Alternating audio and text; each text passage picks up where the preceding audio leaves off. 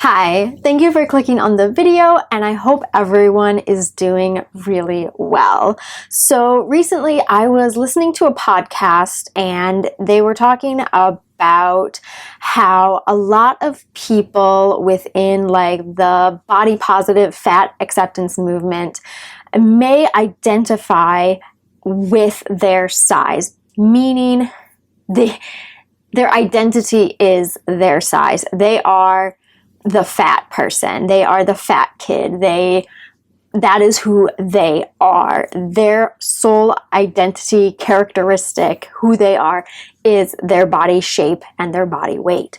And it got me thinking about when you have an eating disorder, it becomes your identity. You are no longer an individual who decides who you are. You are the person with anorexia. You are the person with this disordered eating habit. You're not a person anymore. You are that secret habit, that secret thing. You are a binger. You are an anorexic. You are no longer human. You are this disease. And I think one of the hardest things about recovery is giving up that identity, because when you give up your identity, who are you? I think I've talked about it before, about my experience with that very question, who am I without the eating disorder? Because for so long that the eating disorder was me. It's who I am. It's who I was.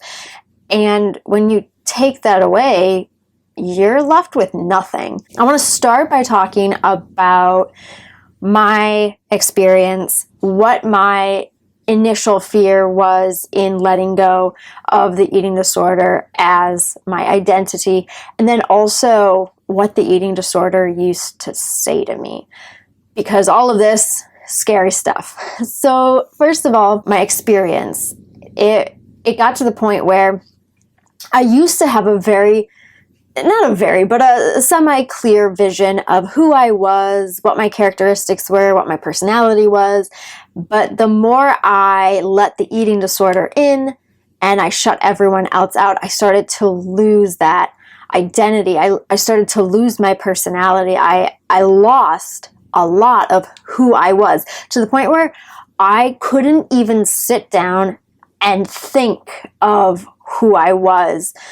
It was just the eating disorder. That was all I could think of. That's the only thing that sat inside my head. And the more I gave into the disorder, the more it convinced me, or I convinced myself, however you want to look at it, that everyone else around me, all they saw when they looked at me was the disorder. So it was almost like a projection thing. I thought negatively of myself. I only saw myself as a disorder, so therefore everyone else must see that too. And so the idea of being something else, I was so stubborn and stuck, because what would people think of me if I were to change? Because I'd already created this like persona that I believed everyone else was seeing, and it was the disorder. It's very confusing, because it's all this like mental dialogue and conversation happening in your head, but you think that everybody else is perceiving you the same way that you perceive yourself, and that's in a negative way. I truly thought that the only thing people saw when they looked at me was sickness. The very first couple times I wanted to recover without letting go of the eating disorder. And most people are probably like, what? How do you do that? How would you even think that you could do that? But in my mind, I was like, I'm going to get healthy, but I can't let go of the disorder, because the disorder is me. The more I learned that I needed to separate myself from the disorder, the more I realized I don't know who I am. I really don't know who I am. If you asked me a few years ago, like, what do I see when you take away the disorder? Nothing. I literally saw nothing. I ceased to exist. The shape, the like outline of me would be there, but I was hollow. I was transparent. I didn't know what would be left behind when the eating disorder went away. The worst thing the eating disorder would say to me was like, you are literally nothing without me. You do not exist without me. There is nothing to you but disorder. There's nothing to you but sickness. And when your whole identity is based in sickness, you can't be well. In order to get well, you have to let go of the sickness, and you have to kind of just dive in face first into the fear of being nothing. So in my case, it was either, fine, then I'll be nothing, but at least I'll be alive, or let me die then. Those were my options. And so as scary as it is, it was like, I'd rather be nothing and be zero personality than be sick. I'll do it. Fine. Because I don't want to die. I'm not ready to die just yet. I'm not done fighting. Fine. If you say I'm nothing, then I will be nothing.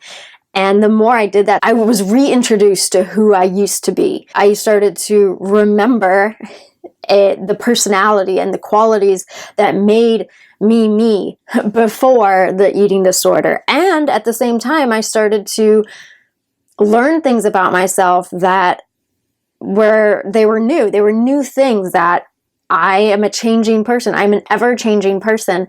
And this is just new stuff about me. And it was like reintroducing yourself to someone you haven't seen, like a friend you haven't seen in a long time.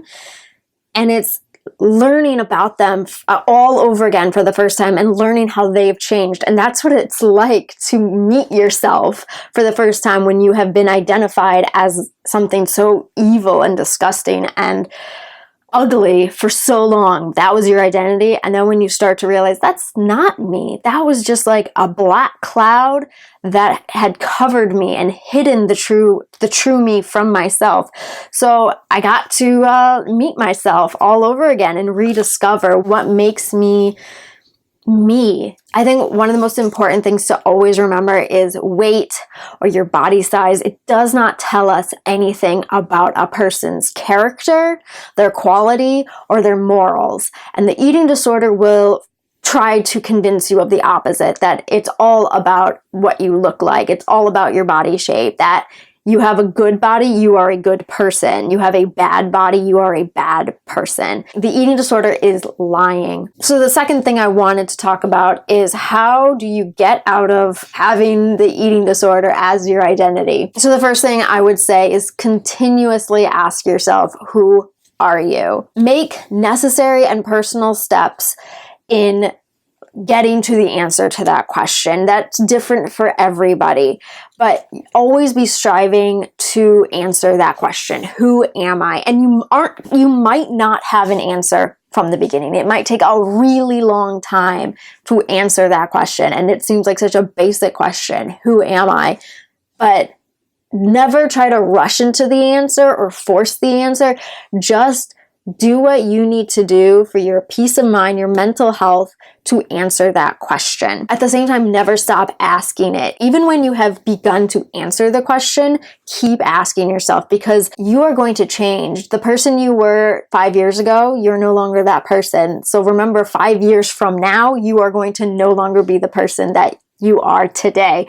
So always keep asking who you are, always keep striving to answer that question, and always be open to the answer expanding and changing and growing, just as you are going to do so as well. Write down who and what you wish and want to be. I wrote down the ideal me, like who I want to be. And of course, in my head told me every single thing I wrote down was lies and I would never be as good as I wrote down, But it was important to write it down, see the dream me, and then ask myself, what do I have to do to be that? What changes do I have to make to become this person, this good person I know I can be, and I used to be, I lost it somehow. How do I get it back? Basically, ask yourself, what do you need to do to achieve the things and the characteristics and the traits you wrote down. What do you need to do? And again, it's not about doing all the things all at once or knowing all the things all at once. But again, it goes back to the first one. Keep asking yourself, who am I? Figure out what it is you want to be. You might not be it yet or believe yourself to be it yet. And then ask yourself, what do I need to do to continuously strive for that achievement? Next thing is find hobbies and interests you enjoy and pursue them. You lose an interest in things that you used to like. So it's about looking back and remembering what brought you joy. What were the things that you enjoyed doing? And just go after them again. You have talents. Talents are kind of like a muscle group. I guess you train them and they can be better and you get better at them. And so sometimes when you have an eating disorder and you get depressed, you stop training your talents and you forget that you even had them, and you beat yourself so hard and put yourself so far down that you can't even envision yourself good at the things you used to be good at. Even when you don't feel like doing something, you have to do it anyway, kind of like with eating sometimes. I don't feel like eating, but I know I have to. It was something as simple as coloring. I really enjoy coloring, but I didn't let myself do anything for so long that I enjoyed. I found a coloring book, I found some markers, and I started coloring one day. All I focused on was filling in between the lines.